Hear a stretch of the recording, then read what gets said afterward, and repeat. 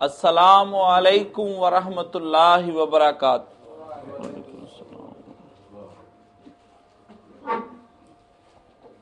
اللہ اکبر، اللہ اکبر، اللہ اکبر، اللہ اکبر، اللہ اکبر، اللہ اکبر۔ اشہد ان لا الہ الا اللہ،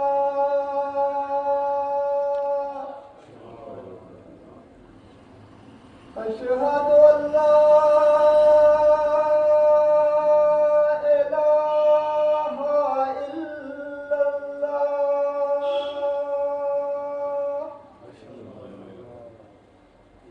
اشہد ان محمد رسول اللہ،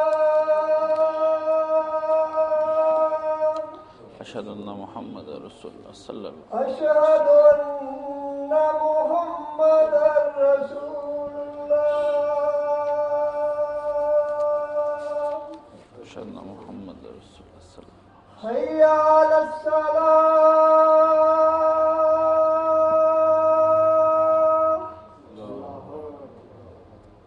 حی علی الصلاۃ،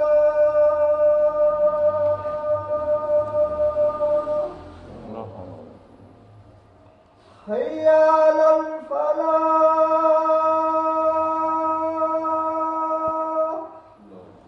لا حول ولا قوة حی علی الفلاح، لا حول ولا قوة اللہ اکبر، اللہ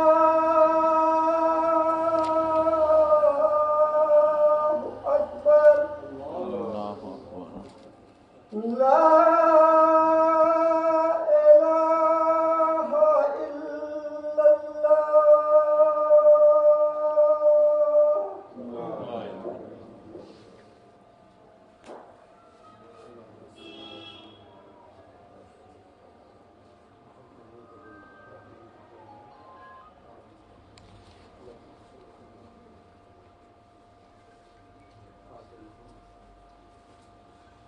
ماشاء اللہ، الہ الا اللہ۔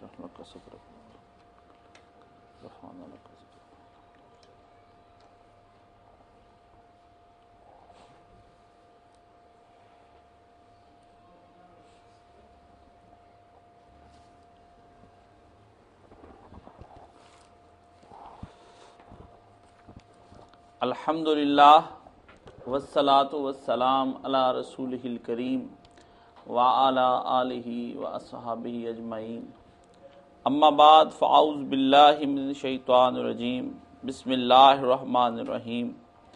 صبغۃ اللہ ومن احسن من اللہ صبغہ ونحن لہ عابدون۔ حاضرین و سامعین اکرام، ہمارا موضوع کلمہ طیبہ کی وضاحت ہے، اور اس وقت ہم وحدہ لا شریک لہ کی کلمے کی طرف بڑھ رہے ہیں، اور اس کے بعد پھر اب اس مقام پر آ گئے ہیں کہ جہاں پر صفات الہی کا بیان ہے۔ تو پچھلا جمعہ آپ نے سنا، اس میں صفات الہی کی وضاحت ہوئی، اور میں نے اس کے مختلف جو قسمیں تھیں وہ آپ کے سامنے رکھیں کہ اللہ رب العزت کی ایک صفت اس کی صفت جلالی ہے، ایک صفت اس کی صفت جمالی ہے، اور ایک صفت اس کی صفت کمالی ہے۔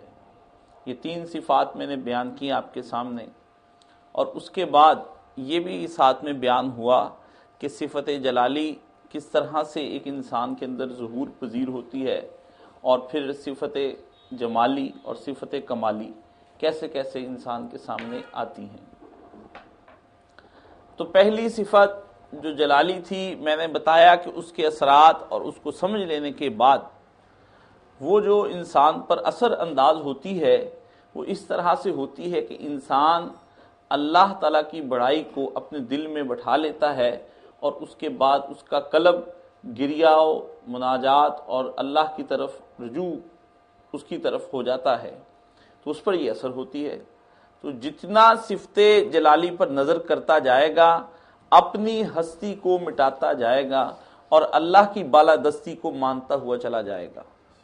جب تک وہ اپنی ہستی کو فنا نہیں کرتا اتنی دیر تک اس کے اندر سے کبر نہیں جا سکتا، اور کبر بہت بڑا گناہ ہے، وہ چھوٹا گناہ نہیں ہے، بلکہ یہ تمام گناہوں سے بھی اوپر جو گناہ ہے وہ کبر ہے، اور ہر گناہ اسی سے پھوٹتا ہے۔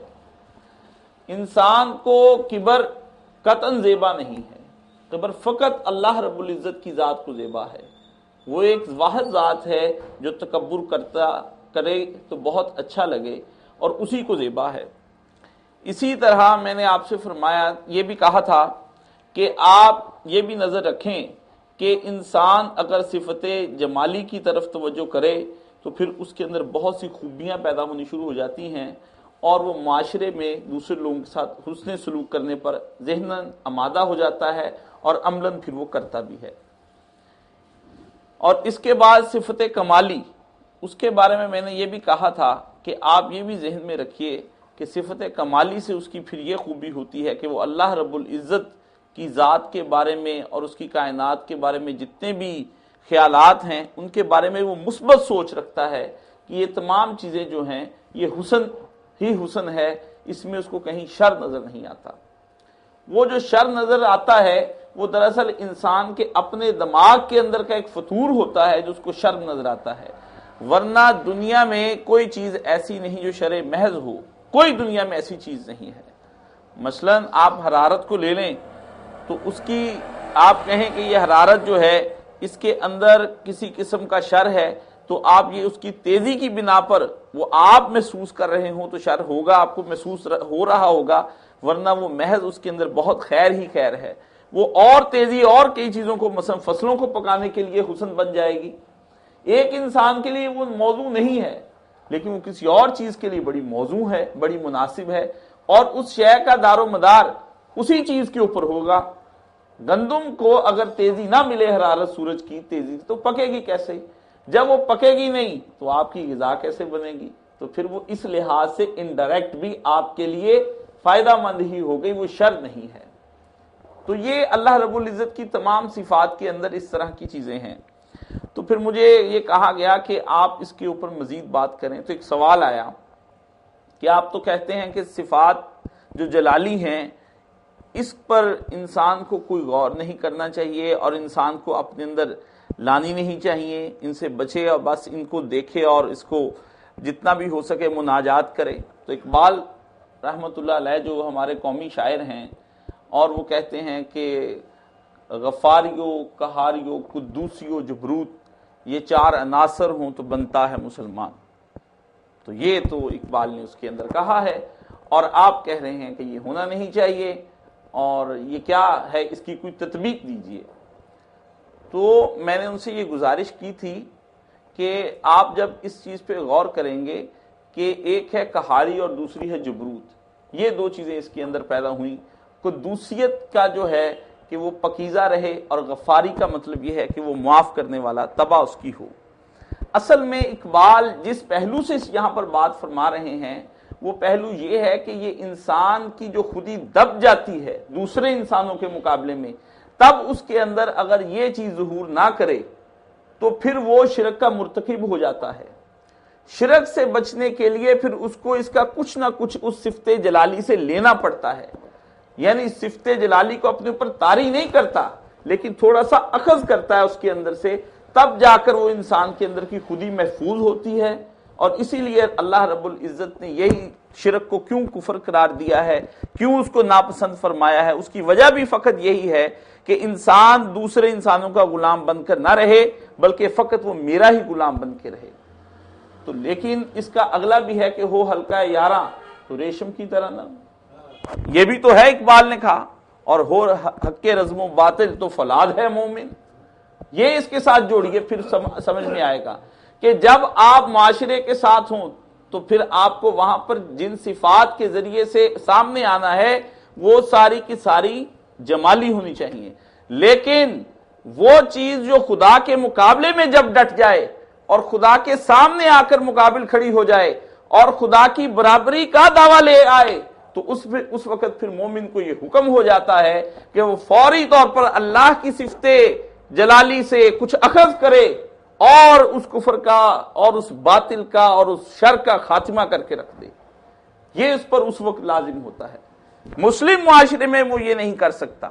مسلم معاشرے میں اس کو یہی حکم ہے کہ وہ اس سے سلوک کرے ہر ایک کے ساتھ، یعنی وہ اللہ کے احکام کے مطابق وہی کام سر انجام دے گا جو کام اللہ نے جب آدم کو بنایا تو اس وقت آدم کے لیے شیطان کو یہ حکم دیا کہ تم اس کو سجدہ کرو، جبکہ سجدہ تو حکم یہ تھا کہ تم فقط اللہ کی ذات کو کرو، تو شیطان کو حکم ہو گیا اس کو سجدہ کرو۔ اب شیطان کو تو چاہیے تھا ابلیس کو کہ وہ اللہ کے اس حکم پر فوری طور پر سر جھکاتا اور اللہ رب العزت کے حکم پر سجدہ کر دیتا، لیکن ظالم یہ نہ سمجھا کہ مجھے حکم کون دے رہا ہے، اس نے وہ اطاعت کی طرف نہ توجہ کی، اور اس کو چاہیے تھا کہ فوری طور پر دوسری مخلوق کے لیے وہ صفت جمالی سے کچھ اخذ کرتا اور عاجزی اور تواضع اور انکساری کے ذریعے سے جھک جاتا اور اللہ رب العزت کا کہا مان لیتا، لیکن اس نے اس صفت جلالی کا غلط استعمال کیا، جس کی وجہ سے قرآن میں آتا ہے ابا واستکبرا، کہ اس نے انکار کیا اور تکبر کی حالت میں آ گیا، انکار کیا اور تکبر کی حالت میں آ گیا، جس پر اللہ رب العزت نے کہا کہ یہ موقع تو اس صفت کے استعمال کا نہیں تھا، تم نے میری صفت سے جو اخذ کیا ہے وہ تو جمالیات کا تھا، تم تو چلے گئے جلالت کے اوپر، تو تم جو ہو وہ غلط استعمال کر رہے ہو۔ تمہیں سمجھنا چاہیے کہ اس وقت مالک اپنے احکام کی تابع فرمانی چاہتا ہے، اس لیے تمہیں بھی تابع فرما ہو کر جھک جانا چاہیے، لیکن ابا واستکبرا، اس نے اللہ کی اس صفت کو ہاتھ ڈال دیا جو فقط اسی کو زیبا تھی، جس کے ظہور میں وہی آتا ہوا اچھا لگتا تھا، جو اس کی عظمت تھی، جو اوپر کی چادر تھی، اور اس کی نچلی چادر وہ تکبر، اوپر والی چادر جو ردا ہے وہ عظمت ہے۔ اللہ نے کہا کہ بڑھنا اٹھنا اور لوگوں پر اگر قہر کرنا مناسب ہے تو فقط میری ہی ایک ذات کو ہے، تم سب کو نہیں ہے۔ لیکن دیکھیے اس کے مقابلے میں آدم کیا کرتا ہے، نافرمانیاں دونوں سے ہوئی ہیں، آدم سے بھی ہوئی اور ابلیس سے بھی ہوئی۔ ابلیس نے کی اور صفت جلالی کو ہاتھ ڈالا تو پھر کیا ہوا، وہ ہمیشہ کے لیے راندہ درگاہ ہو گیا۔ آدم سے بھی نافرمانی ہوئی لیکن صفت جمالی کو فوراً استعمال میں لایا اور نیچے گر گیا، اور ربنا ظلمنا انفسنا وان لم تغفر لنا وترحمنا پڑھتا ہے، اور اللہ کی راہ میں وہ نبی مبعوث ہو کر زمین پر اترتا ہے۔ یعنی ایک اسی صفت کو دیکھ وہی کام کرے تو اس کے وہ غلط صفت کو سمجھے تو پھر کہاں چلا گیا، یعنی وہ ابلیس بن گیا، استکبار اس کے اندر آ گیا، انکار اس کے اندر آ گیا۔ اس کا مطلب ہے کہ احکام خداوندی سے انکار اور پھر اس پر ڈٹے رہنا یہ شیطان کا کام ہے، ابلیس کا کام ہے۔ شیطان دیکھیں کیا کرتا ہے، پہلے تو انکار کرتا ہے، یہی بہت بڑا جرم ہے، یہی بہت بڑا جرم ہے، لیکن اگر انکار کرنے کے بعد سمجھ میں آ جائے کہ بات غلط ہو گئی ہے، انسان ہے پھسل جائے گا، تو فوری طور پر اگر جھک جائے تو اس کا استعمال بہت اچھا ہے کہ وہ صفت جمالی کے ذریعے سے بات کو مان رہا ہے۔ لیکن اگر انکار بھی کیا، بات بھی سمجھ میں آ گئی کہ میں غلط ہوں اور پھر جھکا نہیں، پھر تائب نہیں ہوا، پھر مڑا نہیں، تو وہ کیا ہے، وہ اس کا استکبار ہے، وہ اس کا کبر ہے۔ تو کبر کو اللہ پسند نہیں فرماتا۔ نبی کریم صلی اللہ علیہ وآلہ وسلم کی ایک واضح حدیث ہے کہ آپ علیہ الصلوۃ والسلام نے فرمایا کہ اللہ رب العزت فرماتا ہے کہ عظمت میری اوپر کی چادر ہے، اور جو کبر ہے وہ تکبر وہ اللہ کی نچلی چادر ہے۔ اور جو بھی ان چادروں کو ہاتھ ڈالنے کی کوشش کرتا ہے میں اسے رسوا کر کے جہنم میں جھونک دوں گا۔ اور آپ نے دیکھا دنیا کے اندر کتنے کتنے بڑے متکبرین آئے، کیا متکبروں نے کہنا یا متکبرین کیا ان کو کہنا، یعنی ان کو یہ زام ہو گیا کہ میں بھی متکبر ہوں۔ فرعون کیا اٹھا تو آپ نے دیکھا پھر اس کا حشر کیا کیا، یوں اس کو اور اس کے لشکر کو اللہ رب العزت نے سمندر کے اندر غرق کیا۔ پھر جب اللہ فرماتے ہیں جب قرآن کریم میں آتا ہے کہ جب اس نے دیکھا کہ فرشتے آ رہے ہیں اس کی جانب موت کے، تو پھر کہا من تو برب موسیٰ و ہارون، ہائے موسیٰ اور ہارون کے رب پر میں اب ایمان لایا۔ تو اللہ نے کہا الان، اب جب کہ تجھے اپنی حیثیت معلوم ہو گئی اب مجھ میری طرف رجوع کرتا ہے، نہیں، ہم تیرا جسم بچا لیں گے اور آنے والوں کے لیے عبرت بن جائے گا تیرا جسم۔ اور آج پوری دنیا اس کے جسم کو دیکھتی ہے، خود ہل نہیں سکتا، جل نہیں سکتا، اللہ جانے چہرے پر اس وقت کتنی حسن ہوگا۔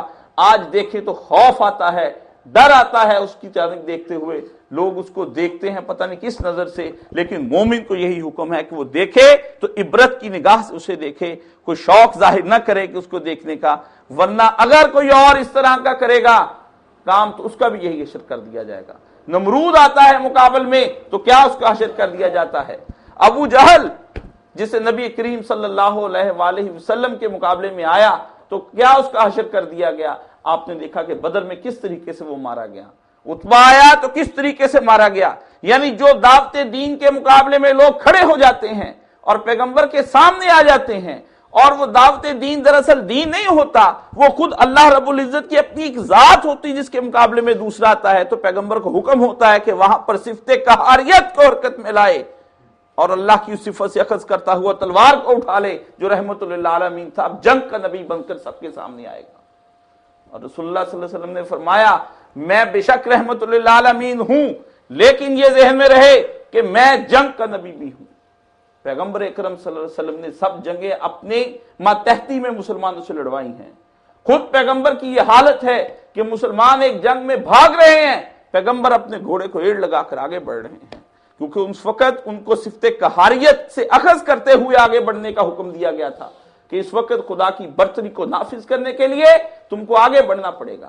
تو یہ صفات کو سمجھنا، یہ آپ کو نبی کریم صلی اللہ علیہ وسلم کی پوری زندگی اور قرآن کریم اور پچھلی قوموں کے تمام عروج و زوال کی داستان سب کی سب اس کے اندر آپ کو اس کے اندر کام کرتی ہوئی نظر آئے گی۔ وہاں پر آپ محسوس کریں گے کہ یہ جو قوموں کا عروج ہے یہ کس بنا پر ہے، یہ آج قومیں ڈوب رہی ہیں تو کس بنا پر ڈوب رہی ہیں۔ یہ صفات صرف ایک انفرادی حیثیت سے انسان کے اوپر کام نہیں کر رہی، بلکہ یہ اجتماعی حیثیت سے بھی تمام امتوں پر ویسے ہی کام کرتی جیسے انفرادی طور پر کام کرتی ہیں۔ جو قومیں متکبر ہو جایا کرتی ہیں وہ زمین پر دیکھیں کس طرح سے فساد مچایا کرتی ہیں۔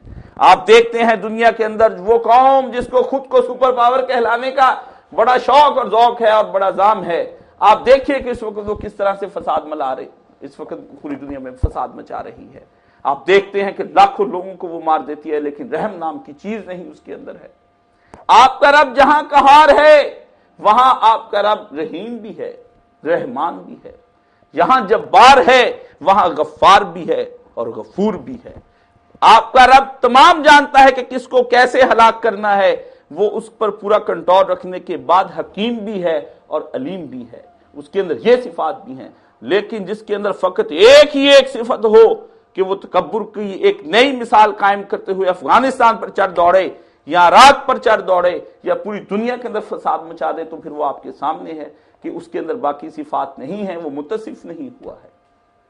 لیکن جن قوموں نے اس کو نہیں مانا اور اس کی صحیح صفات کو نہیں سمجھا ہے اور یہ نہ سمجھا کہ اللہ رب العزت سب کے ساتھ یکساں سلوک کرتا ہے، سب کے ساتھ رحم کا معاملہ فرماتا ہے، تو انہوں نے پھر کیا گڑھا ہندوؤں نے؟ انہوں نے یہ گڑھا سب سے پہلے کہ کہا کہ برہمن خدا کے منہ سے پیدا ہوئے ہیں، ہاں، اور پھر کہا کہ یہ جو ویش ہیں یہ خدا کے ہاتھ سے پیدا ہوئے ہیں، اور کتری پیٹ سے پیدا ہوئے ہیں اور شودر پاؤں سے پیدا ہوئے ہیں۔ چار بنا لی انسان کی، خدا سے نکل رہا کیا ظہور کہ خدا سے یہ چار چیزیں نکلی اور چاروں مختلف قومیں دنیا کے اندر بڑھ گئیں، اور انہوں نے عدم مساوات پوری دنیا کے اندر قائم کر کے رکھ دیا۔ آج تک پوری دنیا کے سیکولرزم کا نعرہ لگانے والا یہ انڈیا، یہ بھارت، اس کے اندر دیکھیے شودروں کے ساتھ کیا برا سلوک کیا جاتا ہے، لاکھوں کروڑوں لوگ ایک طرف ہیں۔ ہاں، ان کی داستانیں اگر آپ پڑھیں تو آپ دنگ رہ جائیں گے کہ ان کے اندر کیا سلوک کیا جاتا دیگر اقوام کے ساتھ۔ مومن کو یہ حکم نہیں ہے، مسلمان کو یہ حکم نہیں ہے۔ اس کو حکم دیا گیا ہے کہ جتنے بھی آئیں اس مسجد کے اندر، خدا کی بارگاہ کے اندر، چاہے وہ امیر ہے، غریب ہے، چھوٹا ہے، بڑا ہے، کالا ہے، گورا ہے، معذور ہے، اپاہج ہے، پورا جسم جیسا سلامت لے کر آتا ہے، سب جب آئیں گے تو ایک ہی صف میں کھڑے ہو جائیں گے، مالک کے سامنے یکساں اکٹھے ہو جائیں گے۔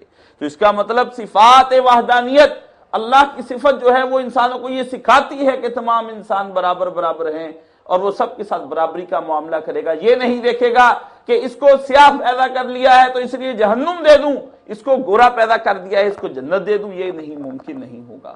اس لیے اللہ رب العزت نے یہ کبھی نہیں کہا کہ یہ امیر ہے تو جلدی جنت میں چلا جائے گا، نہیں، بلکہ برعکس اس کے فرمایا کہ جو امیر آدمی ہوگا وہ 500 سال تک جنت کے دروازے پر کھڑا حساب دیتا رہے گا کہ ہم نے دنیا پر جو تجھ پر عنایت کی تھی بتا تم نے اس کو وہاں پہ خرچ کہاں کیا ہے، اور غریب کو جنت میں جلدی لے جائے گا۔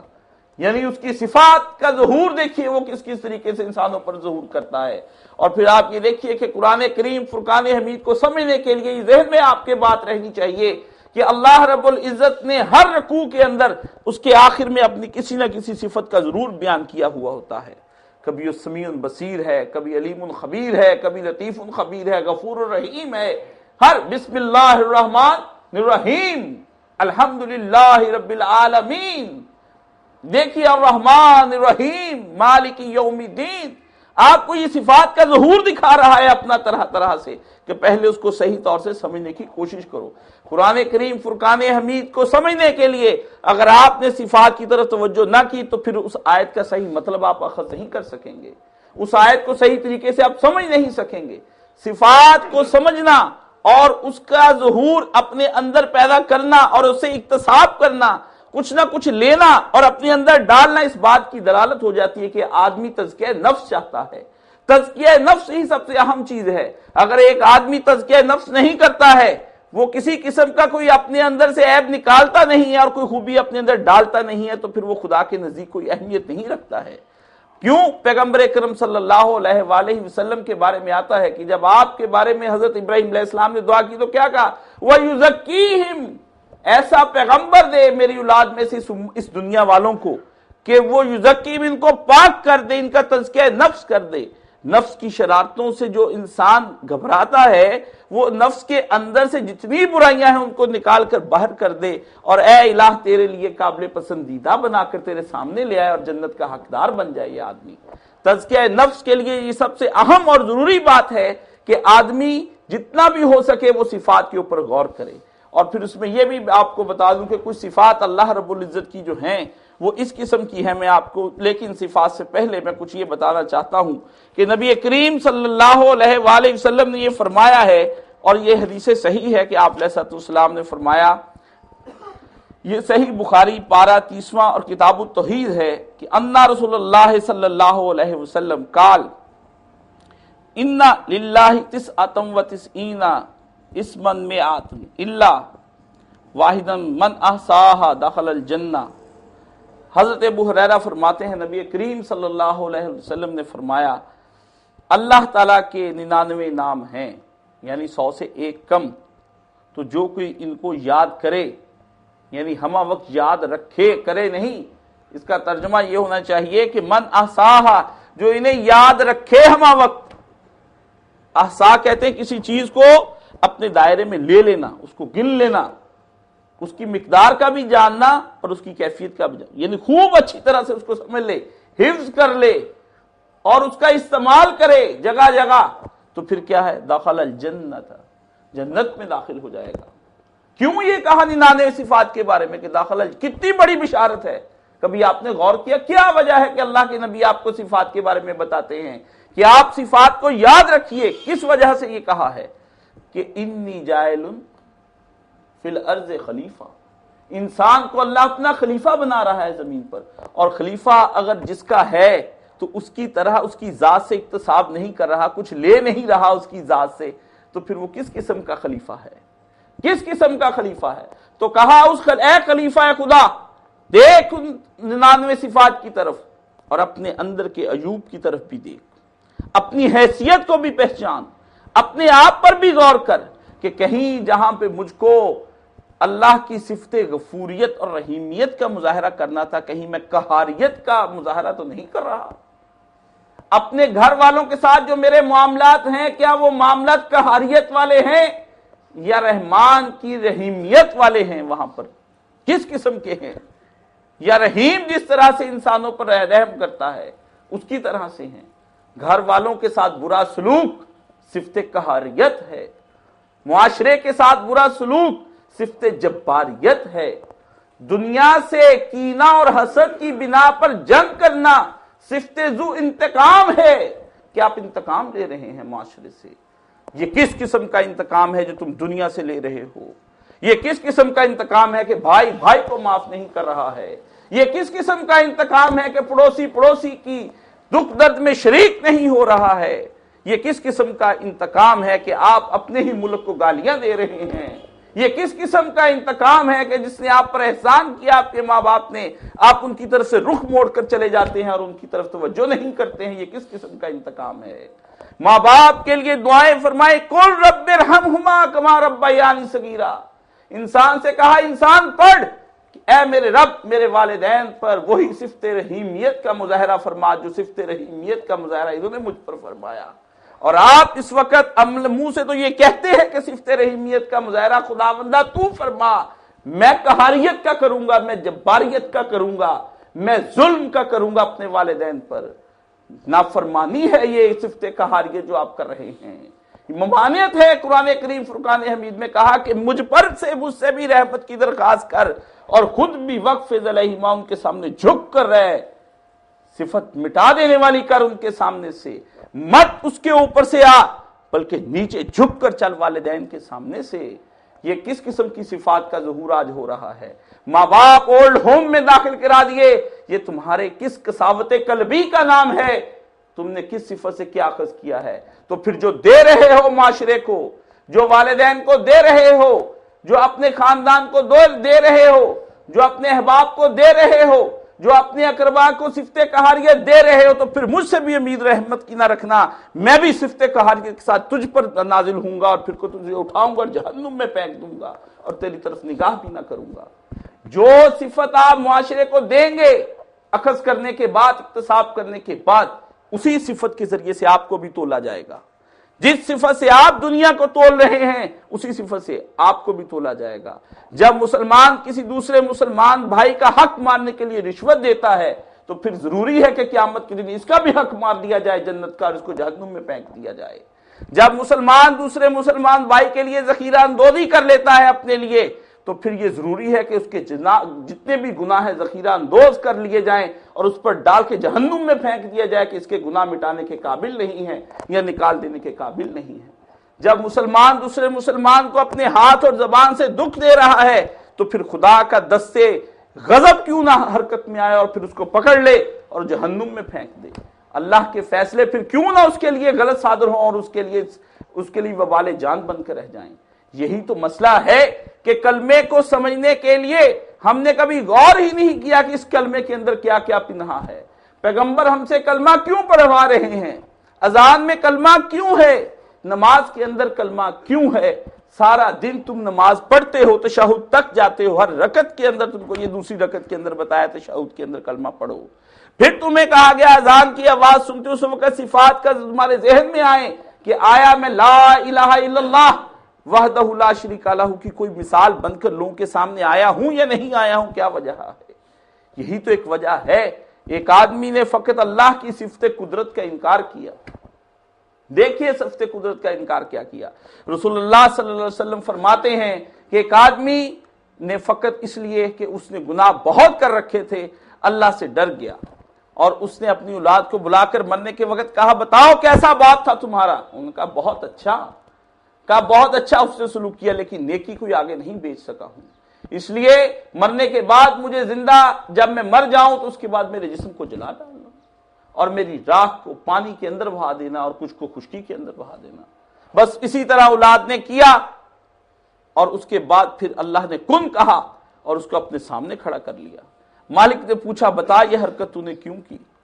کہا یا اللہ اس وجہ سے حرکت کی کہ میں ڈر گیا کہ تیرے سامنے کھڑا ہوں گا، کیا لے کر آیا ہوں تیری بارگاہ میں۔ تو کہتے ہیں کہ اللہ تعالیٰ نے اسے جنت میں داخل کر دیا، کوئی اور سوال کیا ہی نہیں اس سے، اور سوال کیا ہی نہیں، وہ اللہ کی صفت قدرت سے منہ موڑ بیٹھا، رحیمیت سے، لیکن اس کے اندر اللہ رب العزت کا جاہ و جلال آ گیا۔ آپ مجھ سے پوچھیں گے کہ اس نے تو توبہ نہیں کی مرنے سے پہلے، غلط، وہ اللہ کی صفت قہاریت سے ڈرا، اس کے عدل سے ڈرا، لیکن قدرت کا ادراک نہیں رکھتا تھا، ایک صفت پر تکیہ پورا کیا اور ایک کو سمجھا ہی نہ۔ ہاں، اس سے پہلے ہی مرنے سے پہلے یہ اس کی توبہ ہی تو تھی کہ وہ ڈر گیا اور اس نے کہا کہیں مجھے مالک کے سامنے پیش ہو جاؤں گا تو اللہ رب العزت میرے ساتھ پھر کوئی ایسا سخت سلوک کرے گا کہ مجھ سے برداشت سے باہر ہو جائے گا۔ تو اس کو یہ پتہ نہ چلا کہ جس کے تم عدل سے ڈر رہے ہو اس کی قدرت پر یقین کیوں نہیں رکھ رہے ہو، اس کی قدرت پر یقین رکھتے ہو تو پھر اس کے فضل پر یقین کیوں نہیں رکھ رہے ہو۔ عدل سے ڈرا اور فضل کے نیچے نہ آیا، یہ نہ سمجھا کہ مجھ سے فضل کا معاملہ کرے گا، مجھے بخش دے گا، بلکہ یہ سمجھا کہ قدرت پالے گا تو مجھ پر قہاریت کرے گا۔ کہا غلط میرے بندے، تجھے میرا غلط تخمینہ لگایا، غلط اندازہ لگایا، عدل سے ڈرنے والوں کے لیے میں فضل دیا کرتا ہوں، قہاریت نہیں دیا کرتا ہوں، جباریت نہیں دیا کرتا ہوں، ان کے ساتھ غلط معاملے نہیں کیا کرتا ہوں، سختی والے نرمی کے معاملے کیا کرتا ہوں، اللہ رب العزت یہ فرماتے ہیں۔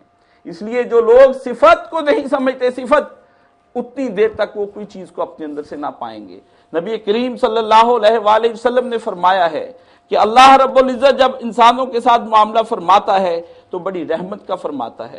اللہ رب العزت نے جب اس عالم کو پیدا کیا تو سب سے پہلا کام یہ کیا کہ اپنی صفت جو رحمت کی تھی اس کو اٹھایا اور اس کو اپنے غضب کے اوپر بالکل اس طرح سے کر دیا کہ وہ اس کے غضب کے اوپر سبقت لے گئی اور صفت رحمت کو اپنے اوپر لازم کر لیا کہ غضب میں جلد نہ آؤں گا۔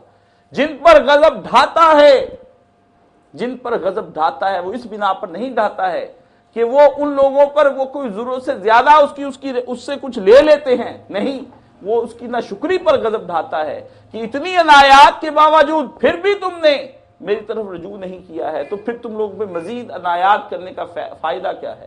لیکن جہاں صفت غضب نازل ہوتی ہے وہ دراصل ایک رحمت کی شکل ہوتی ہے کہ جتنی قومیں ہوتی ہیں وہ برے کام کرتی ہیں تو متعدی امراض کی طرح دوسروں کو بھی لگ جاتے ہیں وہ امراض۔ کہ اگر جسم کے اس حصے کو نہ کاٹا گیا، اس وقت آپریشن نہ کیا گیا تو یہ زہر پھیلتا پھیلتا دوسرے جسم کو بھی کھا جائے گا۔ یعنی ایک طرف صفت غضب ہے، دوسری طرف صفت رحمت حرکت میں آئی ہے، دوسرے انسانوں کا اس میں بھلا ہو رہا ہے۔ لیکن تمہارا رب غیور بھی تو ہے، غیرت مند ہے۔ حضرت سعد بن عبادہ رضی اللہ تعالیٰ عنہ نے ایک دن کہا بھری مجلس کے اندر کہ اگر میں اپنی بیوی کو کسی غیر کے ساتھ پاؤں تو میں اس کو قتل کر دوں گا، مجھ میں یہ ہے ہی نہیں کہ میں اسے پکڑوں اور اس کا مقدمہ لے کر عدالت میں جاؤں۔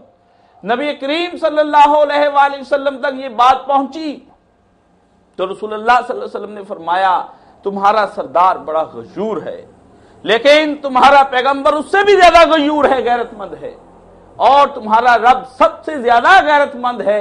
اور پھر آپ اس غیرت مندی کی بنا پر وہ فحاشی اور بدکاری کے تمام کاموں کو ممنوع کرتا ہے انسانوں کے اندر، لیکن آپ کے اندر آج اس غیور خدا کی مٹی یوں پامال کی جاتی ہے کہ 14 فروری آپ کے لیے ویلنٹائن ڈے ہے۔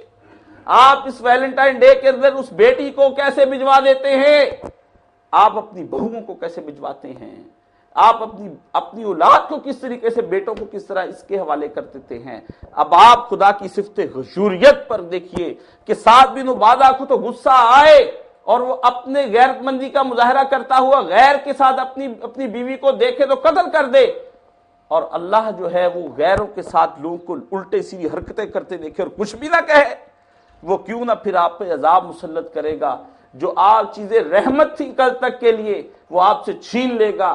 آپ بجلی کے لیے تڑپ رہے ہوں گے، آپ کے بچے گرمی میں چیخ رہے ہوں گے لیکن پانی نہیں میسر آئے گا، آپ کے دریا سکھا دیے جائیں گے، آپ کے اندر بد امنی پھیلا دی جائے گی، آپ کے اندر فساد پھیلا دیا جائے گا، آپ کے ملک کے اندر جگہ جگہ پر بم دھماکے ہوں گے، آپ روزانہ دن میں کئی دفعہ خدا سے رحمت کی درخواستیں کریں گے۔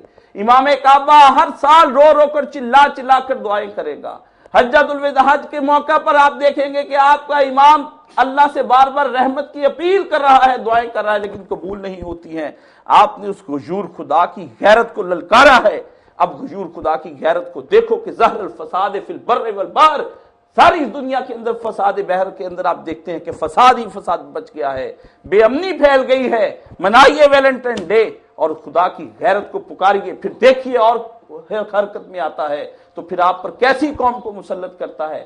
فعل ما فعل، کرے گا پھر وہی کچھ وہ تمہارے ساتھ جو بنی اسرائیل کے ساتھ وہ کرتا رہا ہے، اور ان کی اینٹ سے اینٹ بجا دی ہے، بیت المقدس ان کے پاس نہ رہا ہے، پوری دنیا میں رسوا کر دیے گئے ہیں، اور آئندہ بھی اگر وہ اسی طرح کرتے رہے تو اور رسوائیاں ان کے مقدر میں ہو جائیں گی۔ امت مسلمہ خدا کی غیور صفت کے سامنے کس قسم کی حرکات کر رہی ہے، اس کو کیوں غضب کی دعوت دے رہی ہے، مجھے حیرانی ہوتی ہے۔ آپ دیکھیے یہ جو بچیاں آپ نے جو آج جن کو آپ دیکھ رہے ہیں کہ وہ بچیاں بیٹیاں جن کے آدھے جسم ننگے ہیں اور آدھے یہ کیا ایک دن میں ہو گئے ہیں، یہ آپ کی 14 اور 16 سال کی وہ کمائی ہے کہ جن سکولوں اور کالجز میں آپ بھجواتے تھے، وہاں سے یہی کچھ تو سیکھ کر آئیں گی اور یہی کچھ وہ پڑھ کر آئیں گی۔ پھر نہ باپ روک سکے گا، نہ بھائی روک سکے گا، نہ ماں روک سکے گی، نہ دادا روک سکے گا، نہ چچا روک سکے گا۔ پھر بغیرتوں کے لیے ایک زمین ہے اور ہم ہیں، اور وہ غیور خدا ہے۔ خدا کا یہ کہنا ہے کہ بغیرت باپ، بغیرت بیٹا، بغیرت بھائی، بغیرت شوہر، ان چاروں کو جنت کی کبھی خوشبو نہیں آئے گی، کیونکہ یہ دیوس ہیں اور دیوس کو خدا ناپسند فرمایا کرتا ہے۔ اس لیے یہ عزیزان محترم، آپ خدا کی صفات کو مت للکاریے اس کی قہاریت کی، اس سے پہلے کہ وہ حرکت میں آئے اور اس کا قانون اس سے حرکت میں آئے، فوری طور پر خدا کی صفت غفوریت کو پکاریے۔ یہ کہیے خداوند عالم رحم فرما ان بندوں پر جو بے بس ہیں اس وقت، خداوند عالم کرم فرما ان بندوں پر جو اس وقت کسی طریقے سے بھی ان کا کوئی زور نہیں چل رہا ہے۔ اگر آپ نے عمل کی زندگی میں اپنی صفات کو عمل میں نہ لے کر آئے تو یاد رکھیے یہ صفات صرف رٹ لینے کا نام نہیں۔ لوگ کہتے ہیں کہ ہم نے یا ودودوں کے ذریعے سے خدا کی محبت کو پکارا کاشف صاحب، لیکن گھر کے اندر امن نہ ہوا۔ میں نے کہا آپ پہلے یہ بتائیے کہ اس کے لوازم آپ نے پورے کیے تھے؟ آپ نے رزق حلال کھایا؟ آپ نے صدقے مقال سچ بولا؟ آپ نے اپنے گھر کے اندر سے ان تمام فحاشی بدکاری کے جو اڈے ٹی وی کی شکل میں موجود ہیں وہ نکالے، انٹرنیٹ کی شکل میں جو فحاشی بدکاری گھر کے اندر وہ بند کی، موبائل پیکج آف کیے؟ تو جب پھر آپ نے یہ سب سارے کام نہیں کیے تو خدا کو اپنی صفات ودودیت دکھانے کا کیا موقع ہے؟ بتائیے بے جگہ ایسی مجرم جو بربریت کا مظاہرہ کر کے آیا ہو اور آپ اسے وہ آپ کو رحم کی اپیل کرے، تو پھر اگر آپ رحم پہ آ جائیں گے تو پھر آپ بھی منصف نہ ہوئے، آپ بھی صحیح عادل نہ ہوئے، پھر تو آپ جاہل ہیں اور پھر آپ بے حکیم قسم کے انسان ہیں، غیر دانش مندی کا مظاہرہ کر رہے ہیں کہ بربریت کر کے مجرم آ جائے اور پھر آپ سے رحم کی درخواست کرے۔ عجب بات ہے کہ آپ پھر رحم کر دیں۔ یہ خدا نہ ہوا، یہ کوئی بے وقوف آدمی تو ہو سکتا ہے لیکن خدا نہیں ہو سکتا۔ اسی طرح آپ مجرم بن کر خدا کے سامنے دن رات اس طرح کے مظاہرے کریں کہ فحاشی اور بدکاری اور بے حیائی کو پھیلاتے چلے جائیں، پھر آپ خدا سے کہے کہ یا لطیفو، یا ودودو، یا غفارو، آپ پھر کیا مانگ رہے ہیں؟ یا رحمانو یا رحیم کی تسبیح ختم، یا حنانو یا منان کی تسبیح ختم، یا بدیع السماوات والارض کی تسبیح ختم۔ تسبیحاں بند کر دیجئے، یہ وقت تسبیحوں کا نہیں ہے، یہ وقت کسب کا ہے کہ آپ اس وقت سوچئے کہ آپ کیا کسب کر رہے ہیں، آپ کیا کر رہے ہیں۔ تسبیح کا وقت نہیں، کسب کا وقت ہے۔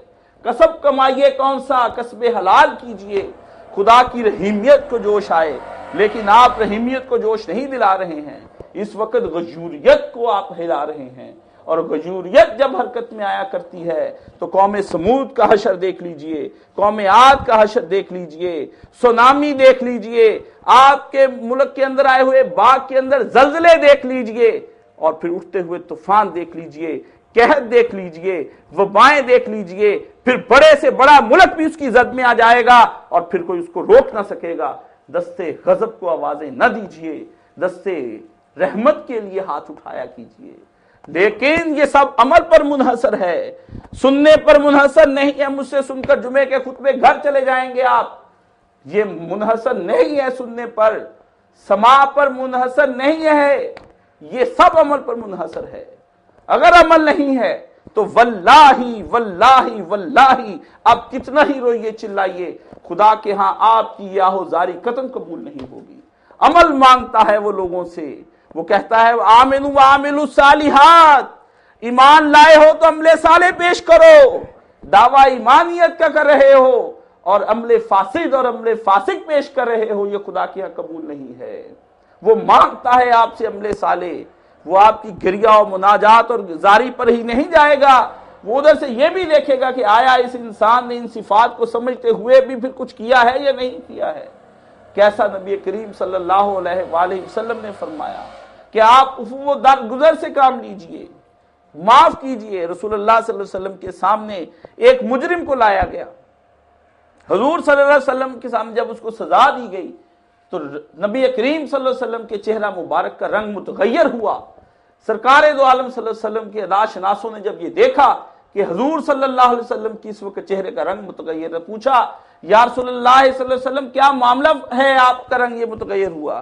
فرمایا مجرم کو سزا تو دے رہا ہوں لیکن اس پر ساتھ رحم بھی آ رہا ہے، مجھ سے پہلے سزا لانے سے پہلے ہی معاف کر دیا کرو اگر معاف ہو سکے، اگر ایسا جرم اس نے چھوٹا موٹا کیا تو معاف کر دیا کرو۔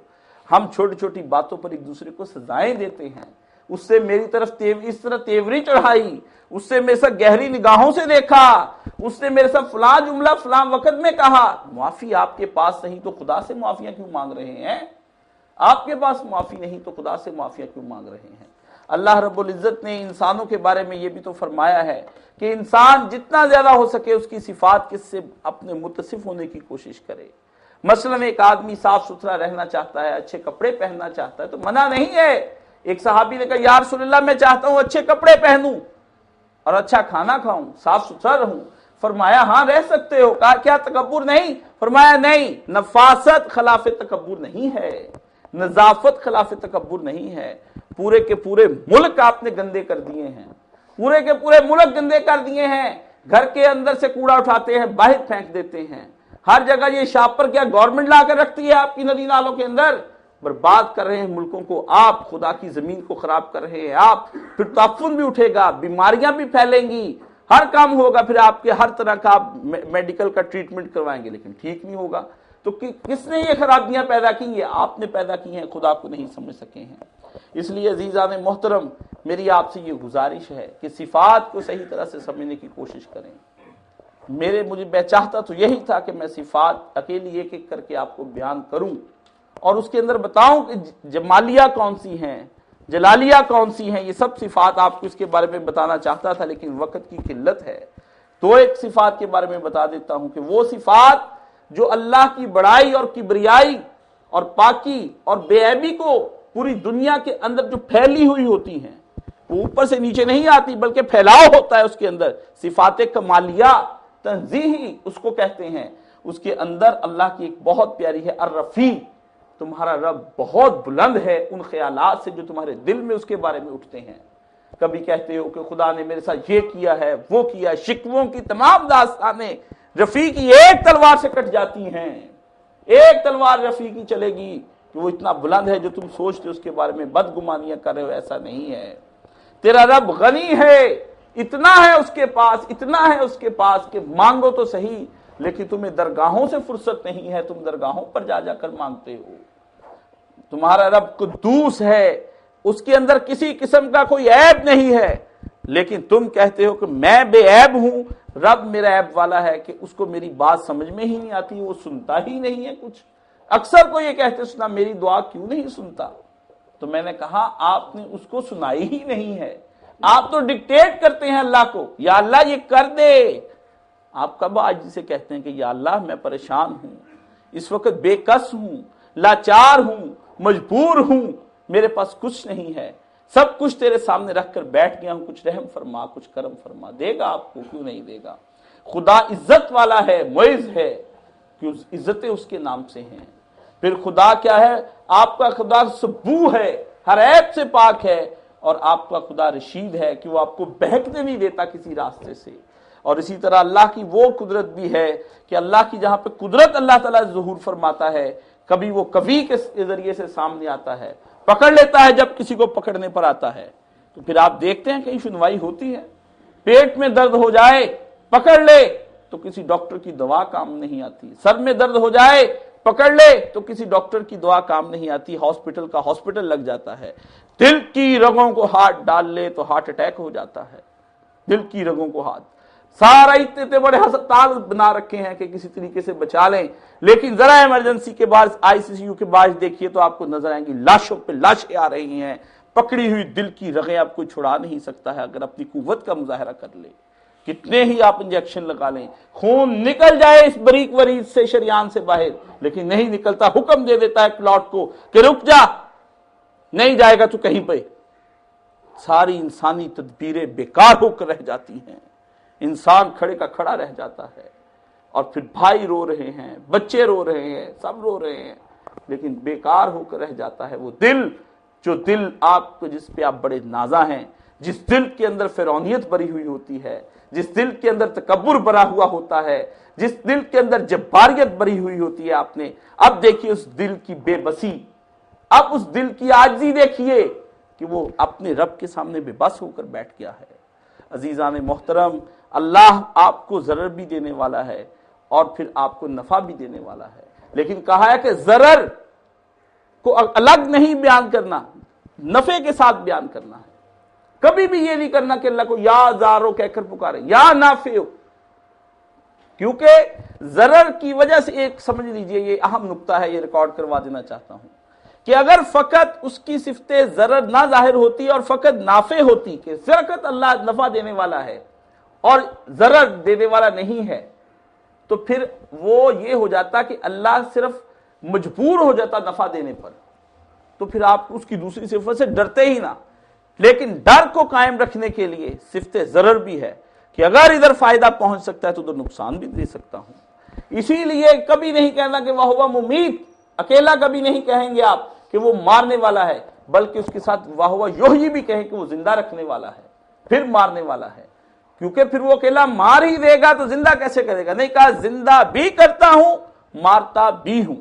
اسی طرح فرمایا معز و مذل، ذلت بھی دیتا ہوں، عزت بھی دیتا ہوں. وَتَعِزُّ مَن تَشَاءُ وَتَذِلُّ مَن تَشَاءُ، اکٹھا ذکر کر رہا ہے اپنا، الگ الگ ذکر نہیں کرتا ہے.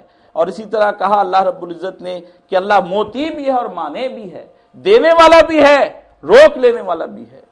کہ دوں گا بہت، پانی دریا کیا مانگتے ہو، اتنے دریا بہا دوں گا، سمندر بنائے ہوئے ہیں میں نے ساتھ، یہ سب تمہارے لیے ہی تو ہیں. لیکن اگر میری بارگاہ میں جھکے نہیں، عملاً میرے نظام کو قائم کیا نہیں، تو تین تین دریا پاس ہوں گے، راوی بھی خشک کر دوں گا، سندھ بھی خشک کر دوں گا، جناب بھی خشک کر دوں گا، تمہیں کچھ نظر نہیں آئے گا، ریت ہی ریت اور خاک ہی خاک اڑتی ہوئی نظر آئے گی، خاک ہی خاک اڑتی نظر آئے گی. تم پھر جاؤ گے مشرق ملکوں سے بھیک مانگنے کے لیے کہ ہم پہ کچھ پانی کی چند بوندیں چھوڑ دو کہ ہماری فصلیں تباہ ہو رہی ہیں. تم یو میں مسئلے لے کر جاؤ گے، وہ تمہاری کوئی بات نہیں سنیں گے. گدائی کے کشکول لے کر پھرو گے یہود و نصارہ کے سامنے، بھیک کے طور پر چند قطرے پانی بھی نہیں تم کو دیں گے کہ تمہاری اس میں زندگی کی بخشش ہے. روک لوں گا جب اپنے آپ پر آیا. اور اگر تم نے میرے نظام کو مستقیم کیا، یہ تین ایک دریا کیا، 7 سمندر تمہارے ماتحت کر دیے جائیں گے. جتنا چاہو پانی کو استعمال کرو، جہاں تک لے جانا چاہو لے جاؤ، جتنا چاہو پی جاؤ، جتنا چاہو اپنے اوپر گراؤ، جتنا چاہے نہاؤ. لیکن اگر وہ آ جائے روکنے پر تو پھر روکا ہوا ہے آپ کو.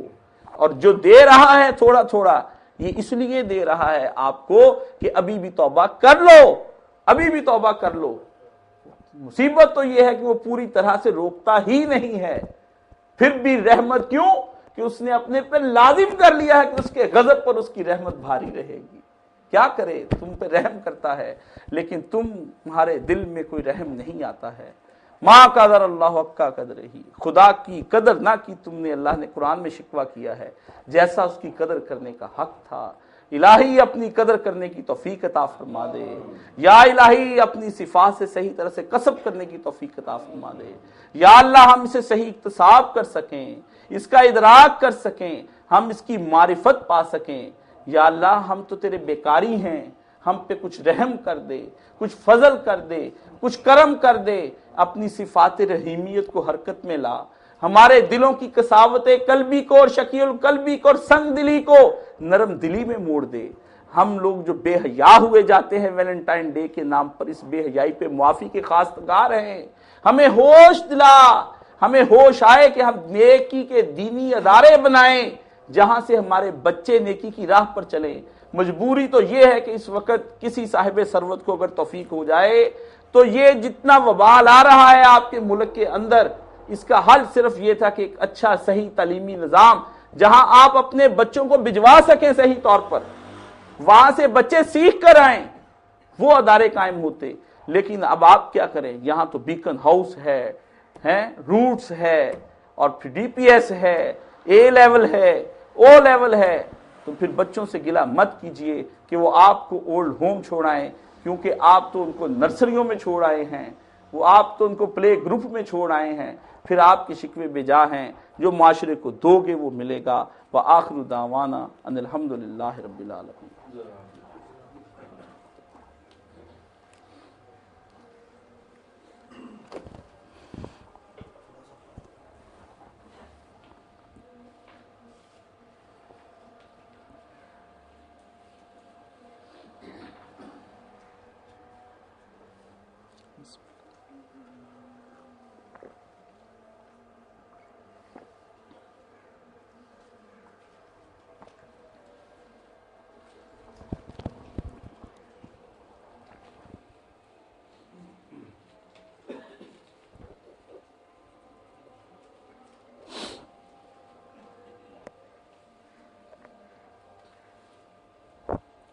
الحمدللہ والصلاۃ والسلام علی رسولہ الکریم. اما بعد. آج آپ کا ٹائم فقط 2 سے 3 منٹ زیادہ لوں گا، کیونکہ 24 گھنٹے نہیں 48 گھنٹے سے ویلنٹائن ڈے منایا جا رہا ہے. جو کل سے ہی خریداری شروع ہو گئی ہے وہ کل آنے والے تک ختم ہوگی. 14 فروری اور 14 نومبر، فرق فقط صرف 9 ماہ کا ہے. جو لوگ جو جوڑے ملنے کے لیے جاتے ہیں وہ 14 نومبر کو کچھ نہ کچھ ان کے پلے پڑ جائے گا، چاہے وہ حرام کی شکل میں ہو. میرے پاس ایک چھوٹا سا ویلنٹائن ڈے، مردار تہذیب کی دستک. یہ بد تہذیبی کا جو بازار گرم ہے، یہ مردار تہذیب ہے، اور جس سے تعفن جو اٹھ رہا ہے وہ آپ کی اور میرے گھروں کے اوپر دستک دے رہا ہے. سن لیجئے، کبھی ہم کہا کرتے تھے کہ تمہاری تہذیب آپ اپنے خنجر سے خودکشی کرے گی. نہیں، بلکہ انہوں نے وہ خنجر ہمیں دے دیا ہے، اور اس پہ ہم اپنی موت کو خود دعوت دے رہے ہیں. ہم پھیر رہے ہیں اپنے ایمانی حلق کے اوپر. تو اس کے بارے میں سنیے. آج ہم ایک سماجی جنگ کے گھمسان میں ہیں، جبکہ ہمارے صالحین اپنی نیکی کے نشے میں مست ہیں. آپ سمجھتے ہیں کہ ہم گھر کی یا 4 رکعتیں پڑھ کر کوئی خدا پر بہت احسان کر رہے ہیں، تہجد پڑھ کر بڑا احسان کر رہے ہیں. آپ کی شریف زادیوں کے سر کی چادر تو کب کی فسانہ ہوئی، اور خدا بخشے وہ اپنے ساتھ نہ جانے اور کیا کچھ لے گئی. بس یہ دیکھیے، اتنا سا لباس بھی آپ کی اس آبرو کے تن پر کب تک سلامت رہتا ہے. تعلیم کا افریط اور میڈیا کا بھیڑیا کس فنکاری اور مشاقی کے ساتھ ہم نمازیوں، روزے داروں، حاجیوں، عبادت گزاروں، علماء، فضلاء و مبلغین کے زیر تماشا ہماری بچی کا لباس نوچتا چلا جا رہا ہے. کیا ہوا، ہماری بیٹی سرے بازار لباس اور روایات کے بوجھ سے اب ہلکی ہوتی جا رہی ہے. ہر سال اس فیبرک کے کچھ تن نکلے ہی جاتے ہیں. مطلب کپڑا گف حالت میں ہم بنتے ہیں تو ایک تار ایک ایک کر کے نکالیں تو پھر اس میں سے نظر آنا شروع ہو جاتا ہے. ہوتے ہوتے بہت اترا، پھر بھی مغرب جتنا نہیں، ابھی اتر گیا ہے، کچھ باقی ہے. آپ خامخواہ پریشان ہوتے ہیں، وہاں تو آپ کو پتا ہے کیا ہو رہا ہے. خاطر جمع رکھیے، سب ادھر ہی کو جا رہے ہیں. ایک دم تو بیٹی برہنہ نہیں ہوئی ہماری لگتے جگر. پورا 100 سال لگا ہے اتنی سی برہنہ ہونے میں. کب سے غلام بنایا اور کب سے ہم پہ اپنی تہذیب مسلط کی. زبردستی نہیں ہوئی جناب، جتنا ہمیں ہضم ہوا اتنا اتنا ہضم کرایا گیا. پہلے تھوڑا سر سے دوپٹہ، پھر گلے سے اترا، پھر شانوں پر آیا، شانوں سے اترا، غائب ہو گیا. اب اس کے اوپر کا جو قمیض تھا وہ پھر کیا کیا، ہاتھ ہاف اس کے سلیو، پھر فل سلیو، اب سلیو لیس. اب بڑھتا جا رہا ہے. ذرا دیکھیے، جتنا ہمیں ہضم ہوا اتنا ہی کروایا گیا. ہاں اب ہمارا ہاضمہ تیز کرنے کے لیے کچھ اور اثر انگیز زود اثر خوراکیں تیار کی جا رہی ہیں، انفارمیشن اور ریولیوشن کی پڑیوں میں ڈال کر ہمیں بیچی جا رہی ہیں اور وہ اپنا جادو دکھا بھی رہی ہیں۔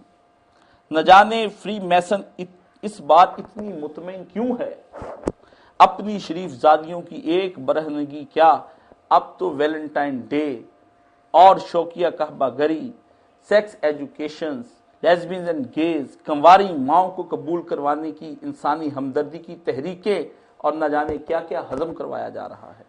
فکر مت کیجئے، پیکج ایک ہی ہے، بس یہ تھوڑے دنوں کی بات ہے۔ یہ سب متلی جو کنواری ماؤں کا لفظ سن کر فوراً آپ کے حلق کو آ پہنچتی ہے، پوری ایک ہی ملے گی اور سارا اثر زائل ہو جائے گا غیرت کا۔ آپ کو کوئی پہلے مریض تھوڑی ہیں، اس سے پہلے بڑی بڑی قوموں کا اس پوری سے کامیاب علاج کیا گیا ہے بغیر کی۔ معالج کی مہارت پر شک کرنے والا کوئی احمق اور جاہل ہی ہو سکتا ہے، اس پر پردہ ڈالنے والا یا تو زندیق ہے یا منافق ہے، نہیں تو کہہ لیجئے ابلیس ہے۔ حضرات، خاموشی کب تک؟ بولیے، چیخیے۔ 14 فروری بد تہذیبی کے مقابلے پر آپ کی تہذیب کا لٹمس ٹیسٹ ہے۔ رونا اس بدکار میڈیا کا نہیں، رونا اس بات کا ہے کہ آج ہماری مسجدوں، ممبروں اور محرابوں کو سانپ کیوں سونگھ گیا ہے۔ یہ ہے ہماری تہذیب۔ کب سے کیا خرید رہے ہیں، اور آپ کو پتا ہے کہ اب تو میں وہ بیان نہیں کر سکتا اس جمعے کے اندر، اب الگ سے 10 منٹ کے لیے یہاں پر بیٹھیں تو اب انہوں نے کیا ہے۔ پہلے دو عشق لڑانے والے ایک دوسرے کو ویلنٹائن ڈے کہا کرتے تھے، ہیپی ویلنٹائن ڈے۔ اب وہ آتا ہے میڈیا کا، میں اپنی ماں کو بھی ویلنٹائن ہی کہتا ہوں، بہن کو بھی کہتا ہوں، پھپھی کو بھی کہہ رہا ہوں، چچی کو بھی کہہ رہا ہوں۔ یہ آپ سمجھ رہے ہیں یہ معاشرہ کس طرف اب جا رہا ہے؟ یورپ کے اندر ان تمام مقدس رشتوں کے ساتھ کیا نہیں ہو رہا ہے، اور ایک باقاعدہ طور پر جنسیاتی طور پر آپس میں مقدس رشتوں کا ایک دوسرے کے ساتھ زنا کرنا وہاں پر عام ہوتا جا رہا ہے۔ اب یہ اس طرف بھی آپ کو لے کر جا رہے ہیں۔ بد تہذیبی کی اس انتہا پر خدارا کچھ شکن تو اپنے آپ آنی چاہیے آپ کے ماتھے پر، کوئی دل کے اندر کوئی غیرت، کوئی رو تو سکیں آپ۔ ریڈ کلر کے کپڑے، غبارے، ریڈ کلر کے پھول، ریڈ کلر کی آپ کے گھروں کے اندر کیا کیا چیزیں آ رہی ہیں، شوز، کیا چیزیں آ رہی ہیں میرے اور آپ کے گھروں میں۔ ہم کس تہذیب کی طرف جا رہے ہیں؟ اور آج سب سے زیادہ 2 چیزیں بہت بکیں گی، جو صرف اس لیے کہ پریگننسی نہ ہو، عورت کے لیے ادویات اور مرد کے لیے آپ خود سمجھتے ہیں، بہت بکیں گی آج۔ یورپ کے اندر اتنی بک گئی ہیں رات کی کہ اگر آپ اس کا سروے انٹرنیٹ پر جا کر دیکھیں تو آپ حیران رہ جائیں گے کہ ان کے ملکوں نے سروے کیا ہے کہ ادویات ختم ہو گئی ہیں بازاروں سے، اور وہ اشیاء جو حمل روکنے میں مانے ہوتی ہیں وہ اشیاء ختم ہو گئی ہیں، کمپنیوں نے ایکسٹرا اس کے آرڈر لیے ہیں۔ خدارا اس کو محبت کے نام پر اس ہوس کو روکیے۔ یہ ہوس ہے، یہ محبت نہیں ہے۔ محبت کا فقط پاکیزہ جذبہ اللہ اور اس کے رسول کے لیے ہے۔ اللہ اور اس کے رسول نے فرمایا، نبی کریم صلی اللہ علیہ وسلم نے فرمایا، کوئی مومن اس وقت تک نہیں مومن ہو سکتا جب تک کہ وہ سب سے زیادہ مجھ سے محبت نہ کر لے، اپنے والدین سے، اپنی اولاد، اور ومن الناس اجمعین، تمام کائنات کے لوگوں سے زیادہ مجھ سے محبت نہ کر لے۔ تو یہ کون سی محبت ہے تمہاری جو پیغمبر کی محبت پر غالب آ گئی ہے؟ ومن الناس، تمام لوگ۔ اور یہ کہتے ہیں، ان کا ایک دلالت ہے اس بات پر، یہ ہمیں بار بار کہتے ہیں کہ اسلام میں پسند کی شادی جائز ہے۔